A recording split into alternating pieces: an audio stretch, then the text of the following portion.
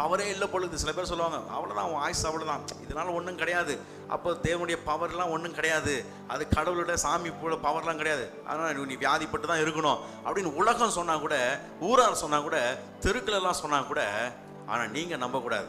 சில பேர் சொல்லுவாங்க, அதுதான் சில தெய்வம் கைவிட்டுறோம், இதுக்கு தான் என்ன சொல்கிறதுன்னா கர்மா அப்படின்வாங்க. கர்மாவோ வர்மாவோ எது வந்தாலும் சரி, ஆனால் சிலுவையில் கர்த்தர் எல்லாத்தையும் தர்மா ஆகிட்டார். எல்லாத்தையும் கர்த்தர் எல்லாத்தையும் தான தர்மங்களாக கர்த்தர் நம்மளுக்கு சுகத்தையும் பலத்தையும் ஆரோக்கியத்தையும் எல்லாத்தையும் தேவன் நம்மளுக்கு அவர் கொடுத்து விட்டார். அதனால் எந்த பிரச்சனையாக இருந்தாலும் அதில் சோர்ந்து போயிடாதீங்க, தேவனுடைய வல்லமையை யூஸ் பண்ணுங்கள். உங்களுக்கு ஒரு ஹோம்வொர்க், இந்த வாரத்தில் ஒரு 5 பிரச்சனை, உங்களுக்கு ஏதாவது பிரச்சனை இருக்கும்ல, அதில் ஏதாவது செலக்ட் பண்ணி, சில பேர் 5 இருக்காது, 2 இருக்கும், இல்லை 1 இருக்கும், ஏதாவது ஒன்று, ஒரு 10 இருக்குதுன்னு வச்சுங்களேன், அதில் ஒரு 5 பிரச்சனையை செலக்ட் பண்ணி அந்த 5 பிரச்சனையும் நீங்கள் எப்படி நம்ம பார்க்கணும், நெகட்டிவாக பார்க்காம அது பாசிட்டிவாக பேச பழகுங்களேன்.